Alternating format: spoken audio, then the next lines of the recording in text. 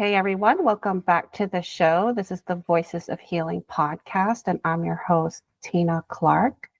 Today, I have a guest with us named Kyle SmIth, and he is a clarity consultant. I think everybody needs more clarity, including myself right now. So I can't wait to hear about what he does. How can we become more clear? And how can we become the best version of ourselves? So welcome to the show, Kyle. Thank you very much for having me. So tell the audience a little bit more about yourself and what you do, and we'll go from there. Cool. I'm down for that. Well, my name is Kyle SmIth, obviously, and clarity consultant. And as a clarity consultant, what I do is I help folks get out of their own stuck and suck. So get unstuck, to make room in the mind, make space in the mind for folks to throw the party, which goes into celebrating the wins, celebrating progress.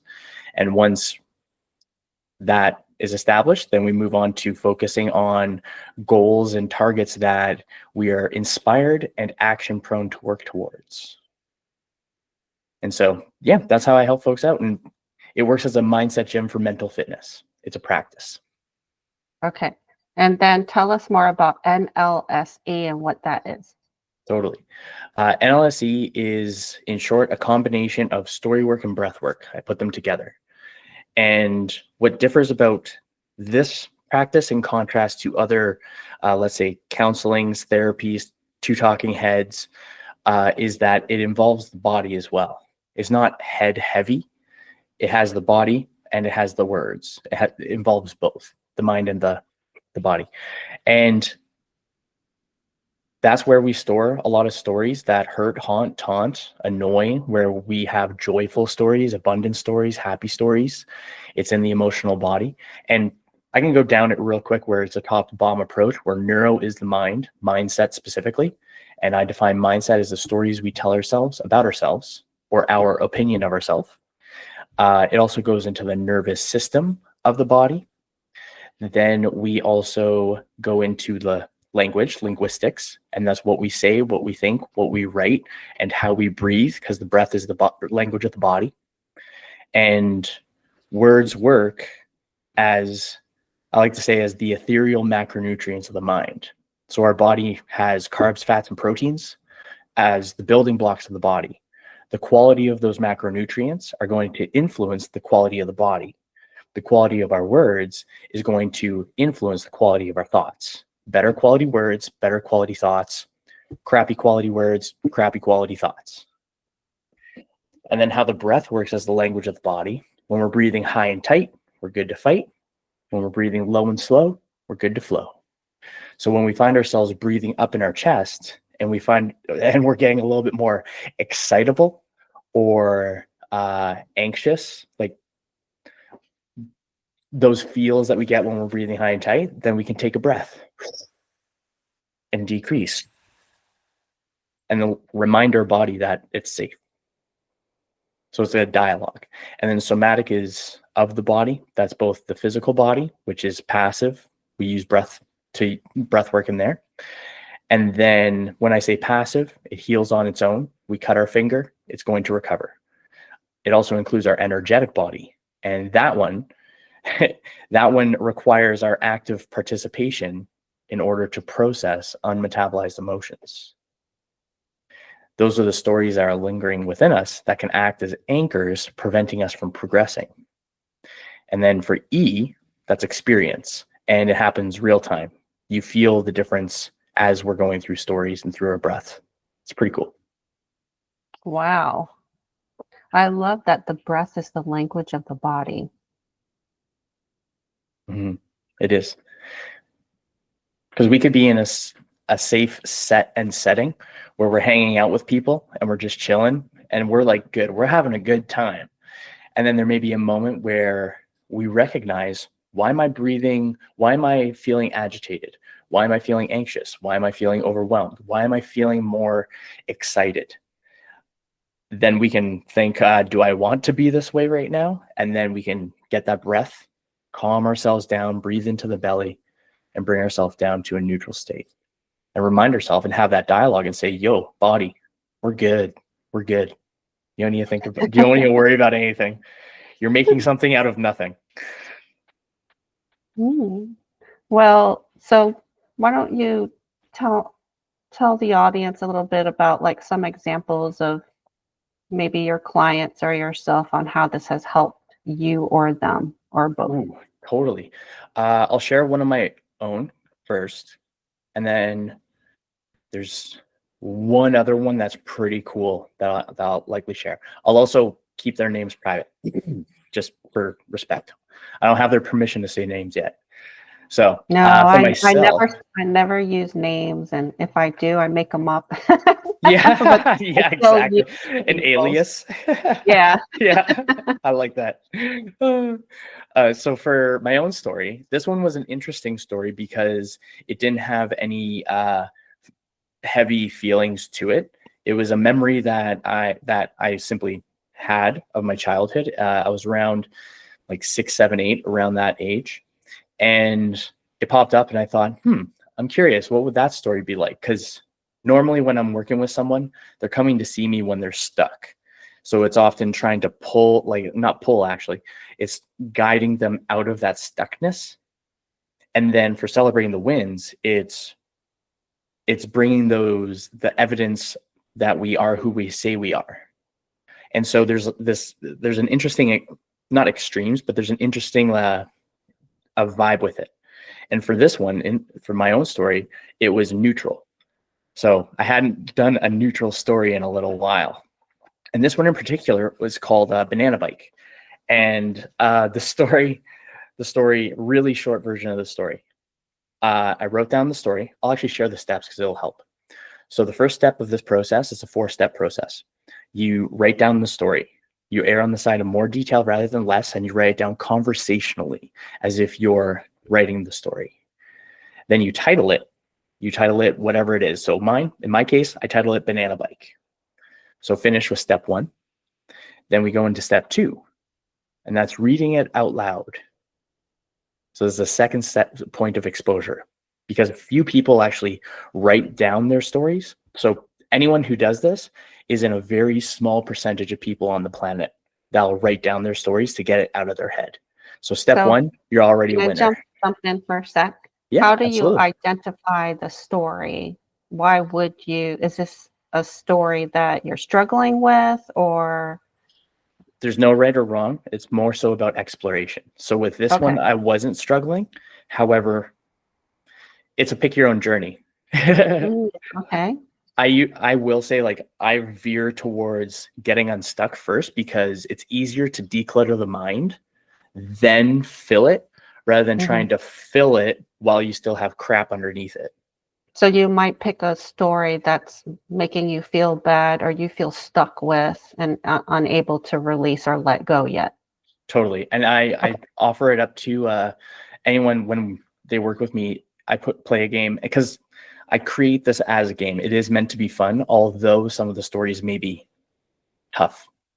Sometimes the pen can weigh 600 pounds. And that's okay. I don't mind. It feels good on the other end. So the game that I like to think of is put the gorilla on the table. So take the story that hurts the most, that haunts your dreams, that haunts your thoughts. Go with that story. And I personally find that, and I found this for myself and then with people I worked with, that when you go with the heavy story, the heaviest story, and you have the courage to go into it, because it is scary sometimes because you're confronting yourself.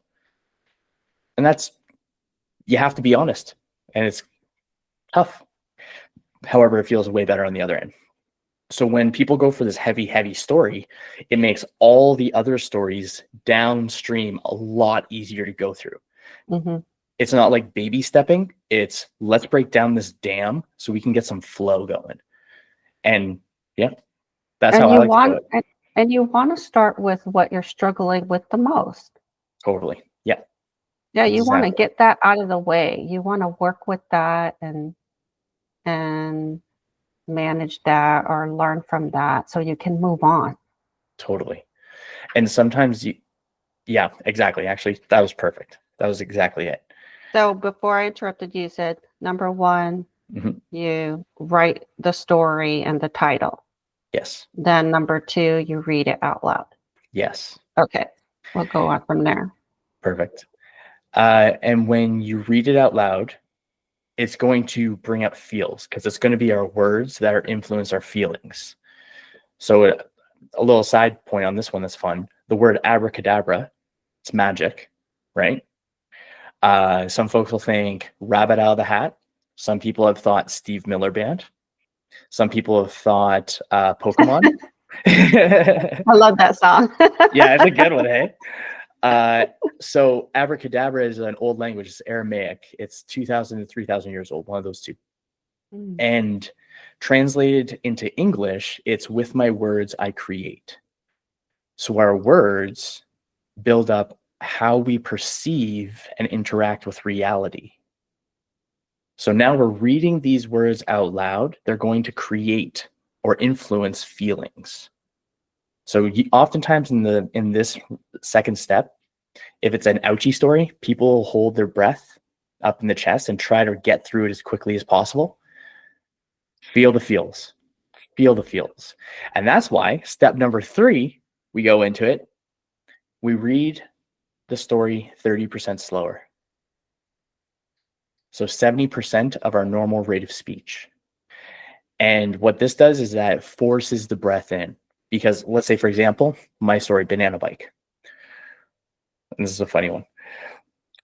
So this is me narrating step 3. Yeah, so 30% slower. When I was 7 years old, I remember my cousin Leo had a driveway that went downhill.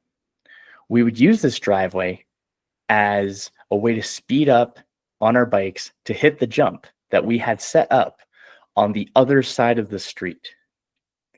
During one of my preparations for hitting this jump, I almost got hit by a car. This is a true story. I almost got hit by a car. After that, my dad was upset and he took my bike away. And the funniest thing is that I ended up punishing myself because although I was outside, I found the nearest light post to put my forehead against to ground myself. So that would be what a story would be like at 30%. So then you feel the feels. Then we go into step 4, and this is where we integrate the reading and breathing. So at every period, the occasional comma, and sometimes and, you take a breath. So how would it sound? When I was 7 years old, I remember my cousin having a driveway that had a hill. We would use this hill to catch speed to hit some sick jumps. I'm changing up it a little bit now. Breathe it in, let it out. So then you get to have different feels at each point. So at step 2, step 3, step 4, you ask yourself these 3 questions. What feelings am I feeling? Or you can, I like to say, describe the vibe. The second question is, where do I feel it in my body? And the third question is, on a scale of 1 to 10, 10 being the highest, where does it land in intensity? And as we go through the step, ask these 3 questions, we're going to have information and we're going to be able to see how things progress and how things change real time because we'll feel it emotionally. Then once all of that's concluded, you can ask yourself a reflection question. What does this story mean to me? What does the story mean about me? In this particular case, what does the story mean about my dad? And what I learned from that is that, because my dad was a young dad. Both my parents were young when they had me. I was the firstborn. So you have a young parent, and my parents divorced at that point. So I was hanging out with him on the weekend. So I was hanging out with my dad, almost getting hit by a car, and he's new. He's fresh at this. So I was able to think, you know what? I think his reaction was totally legit. Like he literally almost watched his kid get hit by a car. Like, come on. And so for me, I was able to create more connection with my dad because he passed away when I was 9. So that's what prompted the idea of exploring the story. to see what I can receive from it. And then a fella that I worked with. Oh, so that's how the 4-stepping works. And then that's also a personal story of Yeah, how I've gone through it. I love that because you're slowing everything down. And I think when we're feeling the big feelings or avoiding the feelings, we want to get through it as fast as possible. Exactly. So then you're allowing the body to react again to the story and see if we need to help the body get through it and release it. Yeah. And then when we get the breath and the reading and the breath together, the reading and breathing, what that does is it starts to push those. Let's say it's a tough story. It's wrapped up. It's in the energetic body. It's in your nervous system. Reading it or writing it down loosens up that story. It brings it to the forefront. It gets us out of our head. Because in our head, if it's stuck in our head, it's infinite. There's not a beginning. There's not an end. It just all blends together. Because I've heard this a couple of times where some folks that I work with will say, oh, I've got a lot of stories. However, it's actually not a lot of stories. It's a couple stories with a similar theme. They mashed together and they see it as one whole big event rather than a series of separate events over time. And so when we go and break it down one at a time, then we actually get to go further back. So if someone has a fear of rejection and they're trying to do anything like start a business, they're wanting to do anything. Oh, I forgot my train of thought. I tried to come up with another example and I lost my train of thought there. Shoot. Breaking it down. When we get it out of our head, then we have a start and we have a beginning or an end. So then it makes it a lot easier to go through those stories. Oh, I remember what I thought. And with themes, like let's say it is a story of rejection, I ask, what is the memory that you have that runs as far back as you can think of? When was the first time you experienced rejection? And then we write that story out and it helps alleviate a lot of resistance. Yeah, that's really key because then you're getting to the root of what this comes from. And that's the first time you felt that way. Totally. Yeah. And it just makes everything flow easier. And for someone that I worked with, he had a father-themed story as well. And it was a heavy-duty one. He had quite a bit written out for this story, which I'm cool with. I like big stories. Like they're going to be heavy-duty. Oh, so good. So this one was a story that's lingered around for a while. And he's in his 40s, 50s. So it's been around. And he experienced this when he was early teens, somewhere around there. So he confronted the dragon and he wrote down the story. He put the gorilla on the table and he went for it. He did a full send, as the kids nowadays say. And for that story, before trying to think of where I want to go into detail on the story, the main thing is that when he was reading the story, waterworks were going. He felt a lot of tension. He felt heaviness on his shoulders, like he was holding this burden.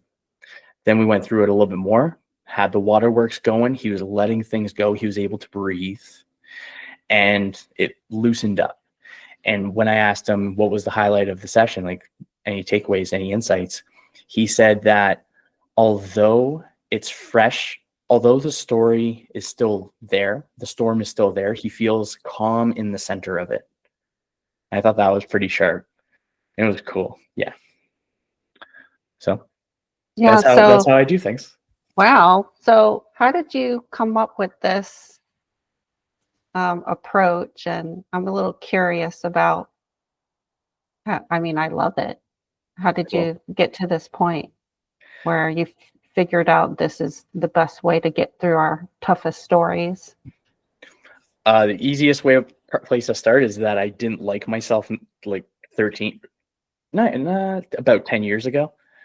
I didn't really, yeah, I didn't have much patience for myself. I didn't have much respect, admiration, uh, compassion, adulation. I didn't feel too good about myself. And that reflected into the relationships that I had at the time too. Then when I found myself with an opportunity to have a clean slate, I took it. I made the decision to make a pivot because I no longer wanted to be the person I was. Because if we maintain the person that we are, we're only going to get what we've ever gotten. And so I wanted to change my character in order to be able to get something different or receive something different. I wanted to work on something that was worthwhile. And that was me. And so that took me on a journey of different more modalities to see what could work. And I tried therapy, counseling, variety of different coaches and mentors for different things, and different practices too. And with this one, NLSE, it's made up of the two practices that had the most impact on myself. And now I just organize it so that other people can mold their own minds to fit a narrative that they want to accomplish rather than depending on external sources and perceived authority figures and narratives of doing this and that is going to create happiness, when ideally it's the thing that we create subjectively is going to be the thing that brings us the most happiness. So I didn't like who I was, and then decided to change it, figured it out, then I organized it, and in short, I turned my problems into passions. And you appear to be very happy and like yourself now. Oh yeah. Oh, leaps and bounds. Like honestly, it's wild because I reflect on it often because it's actually so crazy the difference internally, like that has been around. Like it's a completely different relationship with myself. And that's where it starts, is that the better the relationship with oneself, the better the relationships we're going to experience outside of ourselves. Well, yeah, And because relationships are mirrors of ourselves. totally, projections are reflections. Yes, Mhm. yes. Yeah, so yeah, I love that. Well, it was a journey. It was good. It was good. And the moral of the story is if you're unhappy with the way things are, you're not happy with yourself, just make a change. Mm-hmm. Totally. Do something different. Yes. If what you're doing is not working for you, it's not making you happy, do something different. Yes. And something that's funny, because I thought of not so much a common rebuttal. It's, well, I don't know what to do. And then my response to that is anything outside of what you're already doing is likely to work. Because if someone's not already at where they want to be, then what they're currently doing is not getting them there. And so anything outside of a routine could fast track progress. Mhm. Mm-hmm.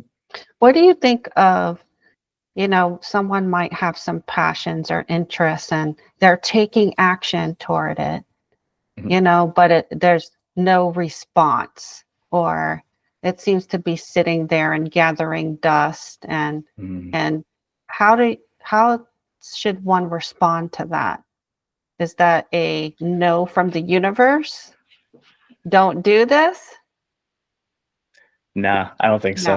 Okay. I think that it would actually be the opposite, where it would be a note from the universe to do this. Because if something is not moving swimmingly, it's a really good chance that that struggle is going to turn us into someone that we want to be. So that would be a difference of frame. And then another thing that I would think of as well, if someone had their passion, is what is the outcome of what they want to accomplish? What's the end point? Mhm. Because we could also be doing whatever the passion is. We could be creating art, we could be gaming, we could be doing whatever, and we could be practicing, quotey fingers. However, what are we practicing for? Is it for the love of creation, of doing the creation? If so, then keep it as Just do is. it. Yeah, just do it. And if it's something that it's the art of creation and you want to get paid for it, then it comes down to learning from individuals who have already done what you want to do. So I think that when it comes to, because it's going to be our lighthouse and it's going to be the end goal that's going to direct our decisions now to get us to where we want to go. And if someone has no direction, then they're going to have indecision. And when they have indecision, then they'll have frustration. When they have frustration, then they'll stop and then they'll find a comfortable life where they get all of their needs met and it's an all right life. They wish they could do a little bit more. However, they know they're certain that they're going to get whatever tomorrow. What about balancing doing versus allowing? And how do we know when to do and how do we know when to just allow? That's a cool question. Well, I think that it can be planned into a day. Yeah, I think it can be planned into a day because there's going to be, actually, I'll put it into a flow state sequence. So the flow state is when we're in the zone, we're practicing presence, we're in the moment. That's where creativity is going to have the most, or it's going to come out the most. So the cycle goes struggle is the first part. We have to struggle. Then we go into the release where we release our struggle. Then we go into the flow state. Then we go into recovery. And then we go back into struggle again. And so when we break it down, then we think, okay, if it takes about, on average, it takes about an hour to get into a deep flow state. So about 90 minutes of a solid work block. So if someone wanted to fill in whatever they want to do into that 90-minute block, X amount of times per day, depending on however they want to do it, it'll force the body into a flow state. And that then, if you have that frame where we prioritize recovery, because recovery is where the most creativity is going to come from. It's when we're resting, not when we're working. So it's being intentional about what is this time? Is this time for work or is this time for reflection? Is this time to rest and recharge or is it time to go into the arena and start whooping butt? So having like a specific time on that. And I think that when we plan the recovery, then it's easy to just do the stuff on the back end of that. So yeah. How much of our time should be focused on flow versus reflection? Depends on the person, because it would depend on how they want to schedule their day. For myself, I break my days up into I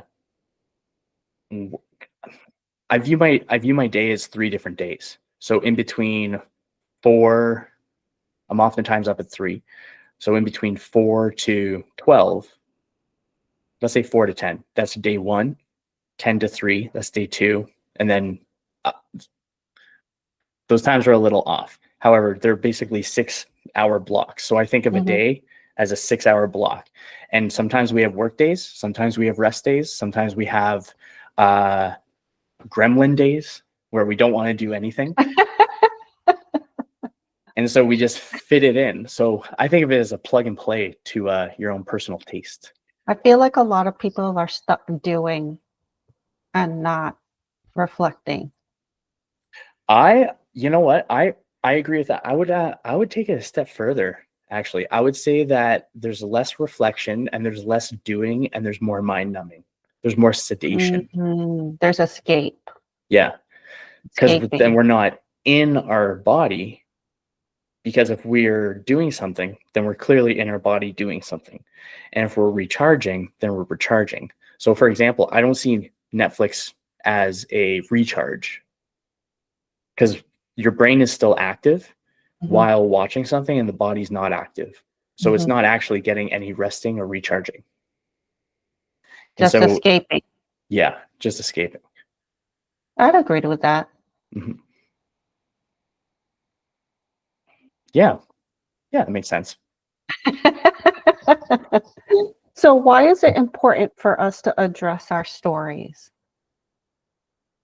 Because our stories are,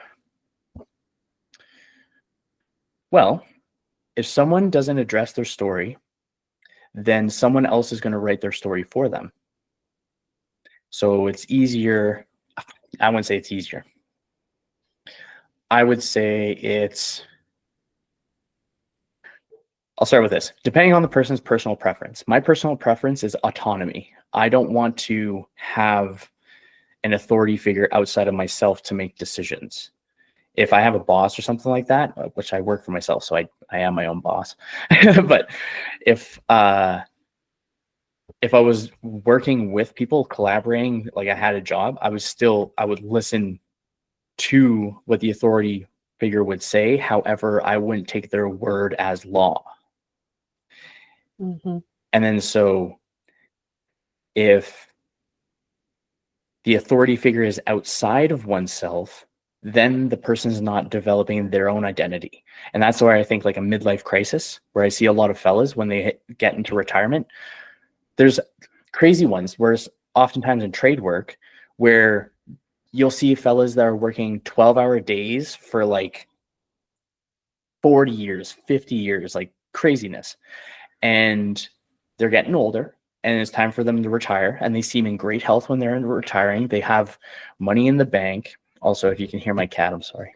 I got cats too, and they like to come in and ruckus Perfect. sometimes. So Yeah, that's exactly what this one's doing. And he wants to be part of this conversation. Yeah, He's exactly. into it. It's true. Raz, what a goof. And so what we'll actually see is when these trade workers, they retire, they pass away within 5 years. And it's because the purpose is taken away. And from that point, because their work had defined them, they haven't developed their own sense of character. They did everything that everyone else said would bring them happiness. They went to school, they got the post-secondary, they got married, they had a kid, they have a car, they got a house, they worked their butt off until retirement, and then they find themselves there and they think, wow, people really oversold this. And that's where we have an identity. He agrees. Yeah. He just meowed. Yeah. Yeah, buddy. So yeah, that's what, or so that's why it's important to address one's stories, because if we're not addressing our own story, then we're adopting another person's story. And that makes us a duplicate of whoever else is writing our story, if it's not us. Go back to the doing. You say doing is not so bad, but I can see when someone is busy, busy, busy all the time, to me, they're avoiding something, either the upsetting story or, the memories or thoughts of whatever they don't want to think about or feel. Yeah. And I'll even take it, like bring it down to something that's not even intense. It could be something as simple as doing the laundry, because procrastination is a form of resistance as well. Mm-hmm. And it's resistance that prevents us from progress. Fear, it could be fear, self-sabotage, procrastination. Then it goes into judgment and rejection. So if anything has one of those four things, then we're going to be resistant to it. And the more resistance we have, the less progress and less doing we're going to do. What if you have a resistant personality? I kind of describe myself like this. I could a little. I don't know. A word just popped up. I don't know, because it would be too forward. Let's see. Go ahead. Tell me. Is it resistance or is it cowardly? Are you scared? I don't think so. Do you want what you want bad enough to not be resistant?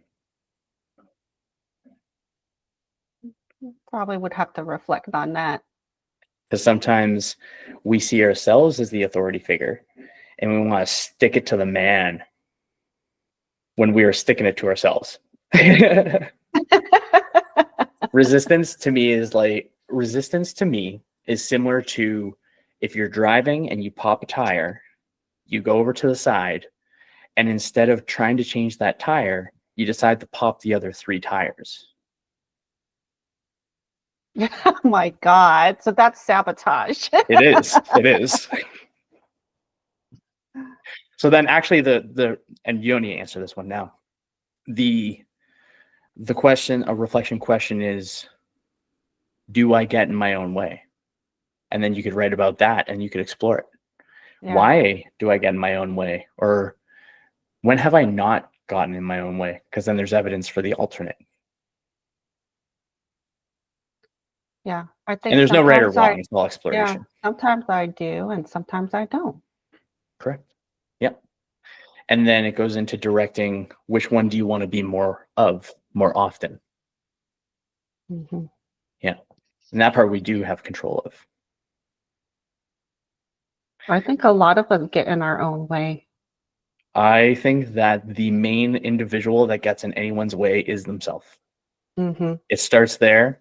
And because more people are more often supportive of things happening. Sometimes they can be supportive at first, and then when it actually happens, then they're not so supportive anymore because you actually accomplished your dreams.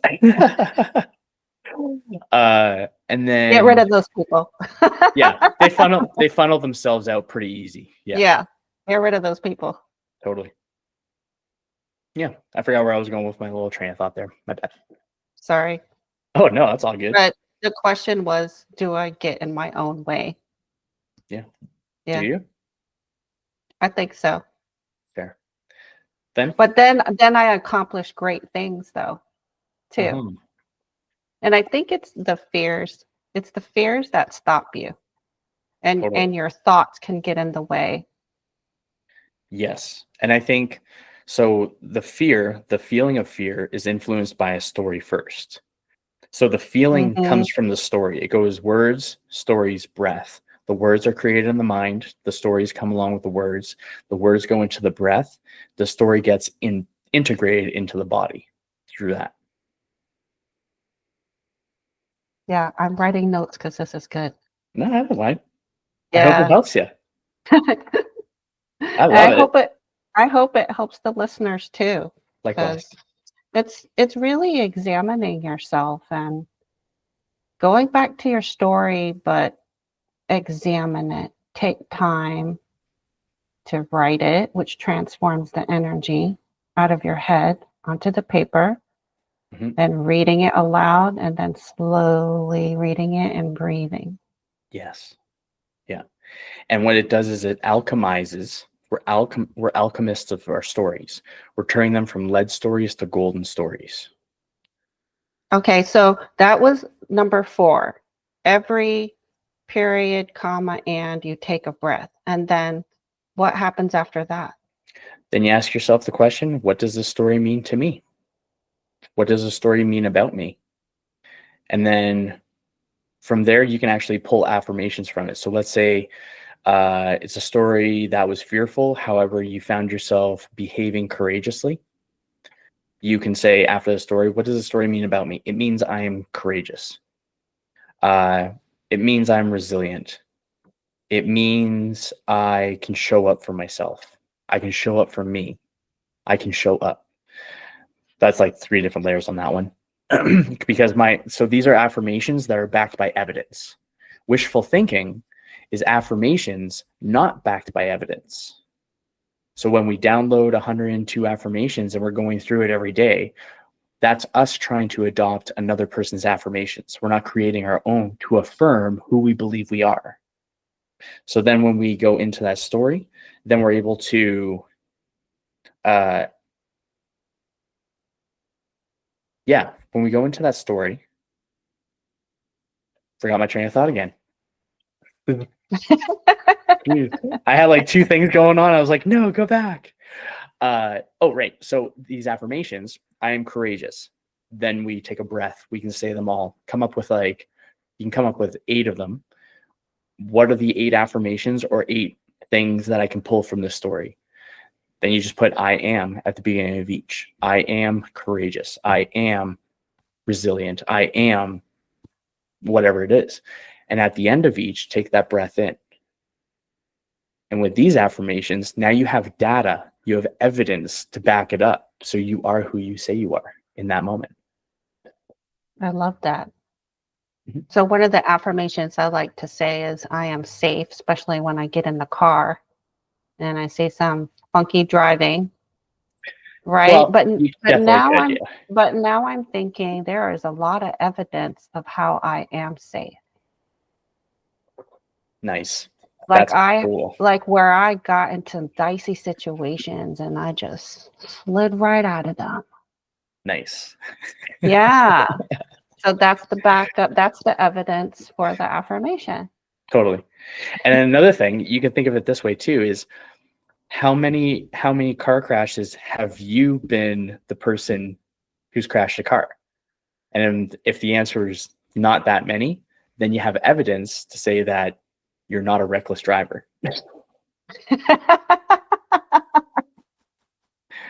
Yeah, So yeah, it was. exactly. Yeah. So If if it it was, was hopefully it's just on the two, lower if it was, number. Yeah.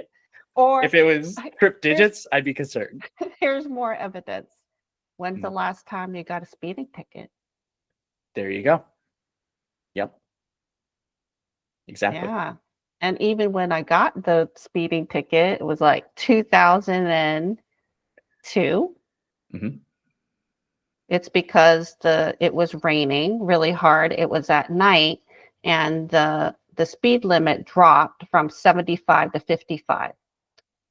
Ooh, okay, that's a bit of a difference. Yeah, It fair was enough. huge, and I didn't see it. And so little Mr. Policeman was waiting for me to make that mistake. Yeah, Yeah. Never got a speeding ticket again. nice. Well, see, that's also evidence of learning a lesson. I learned my lesson. Yeah, exactly. Nice. Well, did you write a book about this or do you teach Not classes yet. on this? Because Oh it would yeah, be a wonderful resource for totally. people. Not writing a book yet. It's been I'm battle testing this even further before I write a book about Mm, anything. And I definitely have an idea of how I want to write it. So that's pretty cool. Outside of that, that's going to be on a little bit later date. And then for folks that want to actually check out stuff, I post everything on the Instagrams. And what's my handle again? It's Dapper Dude Kyle, mhm. DapperDudeKyle. And I also have a website, clarityconsultant.ca. And that's where all the information is. All the information. Awesome. Well, thank you, Kyle, for figuring this out. You know? Took me a bit, and I had to be a dumbass at first, but yeah, I got here. And I think all of us that are kind of in the healing area, coaching or holistic healing, we're figuring things out as we go. Totally. And I think we're sharing the information which we need to be. We need to be sharing the information, which is why one of the reasons why I created the podcast. Beautiful. Because if I had not, I would not have met you. I would not have learned this. I took some notes. And all of the information on Kyle will be in the show notes. So reach out to him if you'd like to work with him. Love to have you. Right. Thank you so much, Kyle, for being on the show. Thank you very much for having me.